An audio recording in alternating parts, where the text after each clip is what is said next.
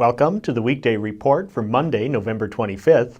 I'm Joe Potente. Here's a brief look at the news.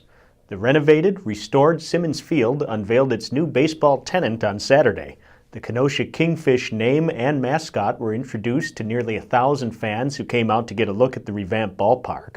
The new North Woods League team will begin play at the park in June. The stadium was remodeled in a public-private partnership between the city and the team's Madison-based ownership group. The team said nearly 90% of the work is complete. A UW-Parkside fraternity prepared and served a pre-Thanksgiving feast for families in need on Saturday, though turnout wasn't as high as expected. About 24 people came to the dinner at the Salvation Army headquarters. The Omega Delta Phi fraternity hoped to serve 180 diners. Event organizer David Karuba said the weather may have kept some people away. 2 Kenosha-area churches gave out nearly 300 turkeys on Saturday. Here's John Kadovich with the story. One man who showed up at New Brighter Day Baptist Church planned on using the free bird to fix Thanksgiving dinner for 15 people. A woman carrying out a turkey and fixings from Fellowship Baptist Church said she'll be preparing plates for her children as well as half a dozen elderly residents. They both said they'd suffered through the bad economy and that the free meal would help extend their budgets. Pastors at both churches said they do this because the need never goes away. I'm John Kadovich, reporting for the Kenosha News. Police say the pastor at St. Peter Catholic Church, removed earlier this month amid allegations of impropriety with social media, did not engage in criminal activity. It was not clear, though, whether Father Irnish Hodakowski would be reinstated at the church. A Kenosha police statement said Hodakowski was cleared of any criminal or illegal behavior and that a police investigation was closed.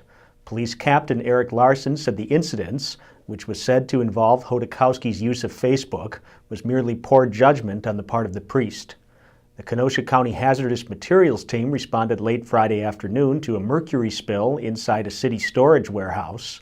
A fire official said there was no danger to the public, and the spill was confined to the building, the former Pepsi bottling plant on 35th Street near Sheridan Road.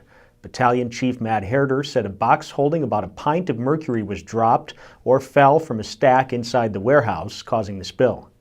The new Tremper boys basketball season is off to a promising start. Here's Jeremy Reeves with the story.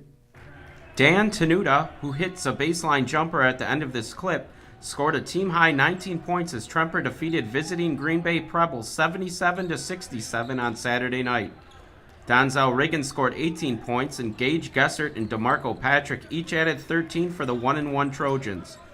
Tremper's next game is Saturday at home against Racine St. Catharines. Jeremy Reeves, Kenosha News. What's trending today? The Packers' 26-26 tie with the Vikings on Sunday would have been a Packer win, but for a relatively new NFL rule that required Green Bay to send the ball back to the Vikings after the Packers kicked a field goal in overtime. What do you think of the rule change? Tell us on our Facebook page. Up next is Dave Marin with the Athletic Republic Athlete of the Week. A fine start. I'm Kenosha News sports editor David Marin with the Athletic Republic Kenosha News Athlete of the Week. Michelle Wenzel fashioned 2 solid games for the nationally ranked Carthage College women's basketball team last week.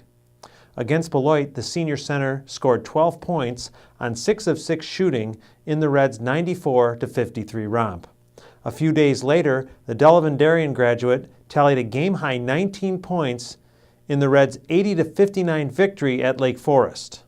For the season, Wenzel, number 23, is averaging 12.3 points and 4.8 rebounds a game for the 3-1 Reds. Congratulations, Michelle.